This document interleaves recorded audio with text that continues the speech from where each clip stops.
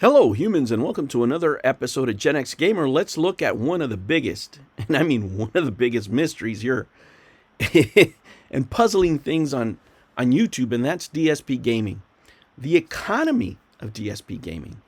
Now, this man here has 216,000 subscribers, been on the internet forever, right? His videos get 200, 500.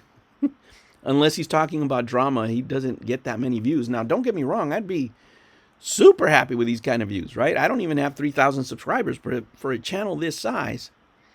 They're terrible because the content, for most people is trash, right? Except for maybe these people watching on his live streams every day, his regular whales or whatever they call them. But what really is interesting is how detractors turn, water into wine, right? They turn crap into gold, right? Whether it's June the King, look at this, 568,000, right? If you just click on DSP, the amount of content that this subject generates, right?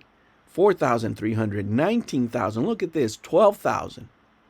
Duty streams, watching it forever. DSP, Memology 101.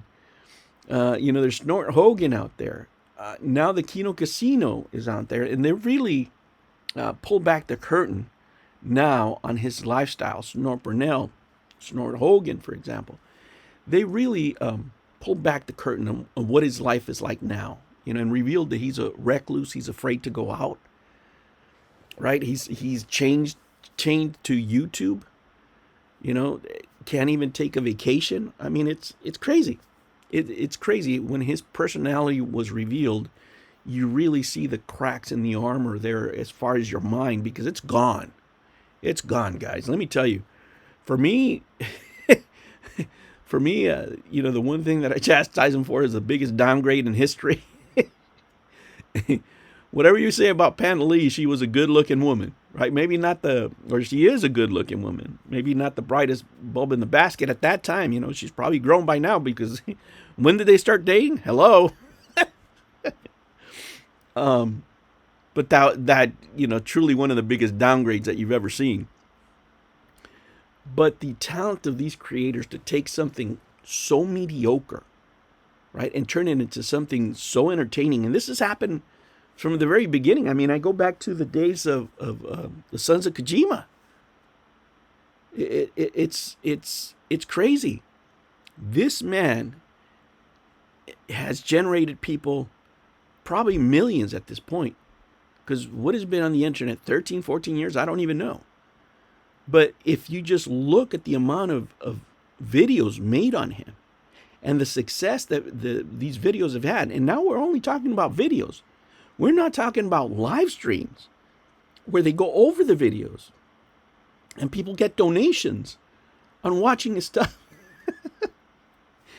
It is something that I don't think that we'll ever see again. Right? And at this point, you'd say, why would this man keep doing it? And it's because he makes, a decent living. I mean, I guess for somebody that, if you didn't have a college degree, which is not the case in Phil's case, by the way, if you didn't have a college degree and you're making $84,000 a year, that's great. If you wouldn't spend all of it on WWE champions, he'd probably have more money, right? But he has no exit strategy. This guy's a business major and doesn't do any, doesn't practice any of the business principles, right? I don't know what college he went to, but Jesus Christ. He didn't protect his IP, right? Which, even if he got, not specifically from YouTube, but from other platforms, even if he got 1 penny for every view, he would never have to work again, because he gets clowned on multiple platforms, right? And to me, the creativity, right, that it takes, and the dedication these people have, because they have to watch, think of this, right? This is the crazy part of the economy. These people have to watch all of his content, absolutely every stream, right? So of the, think of this, right? Right now he's live, right now, at this very moment, he's live. How many of these people watching, of the 283, are detractors, you think? Because they depend on watching these videos to make content, and they make more money than him. They're recording the entire stream so they can clip it and come up with this stuff. Guys, I've never seen anything like this, but I'm sure grateful that it's there, right?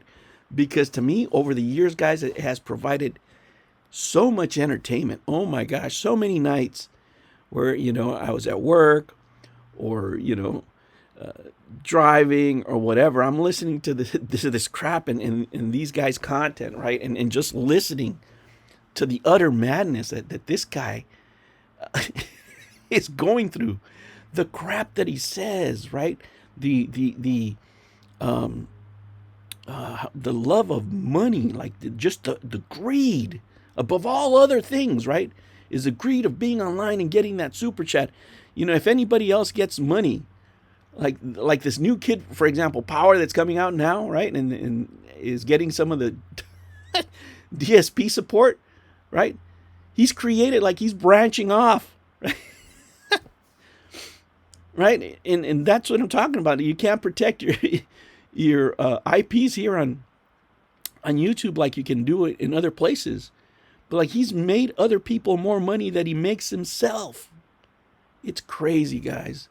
It is one of the craziest things that I've ever seen in business, right? Just from a business point of view, it's complete insanity. But man, I'm sure glad it happens because it provides us with so much entertainment. How long is this going to go for? Who the hell knows? This guy's like a roach, right? It doesn't matter. The incident, quote unquote, didn't destroy him. All the other stuff, WD Champions, the bankruptcy, all those sagas are just more content. Things that would destroy any other man, right? That would just break him, have no bearing for DSP because all he cares about is being on YouTube, streaming, and getting those super chats, getting that money. He needs the internet money bill, the electricity bill. I need to pay my mortgage. I need to pay my taxes. Oh, man. I surely am grateful to you guys for turning water into wine, or crap into gold, if you will, really. Man, this is just amazing to see. All right, humans, thank you so much for joining me. Make sure you like and subscribe the video, and I will catch you on the next one. Take care.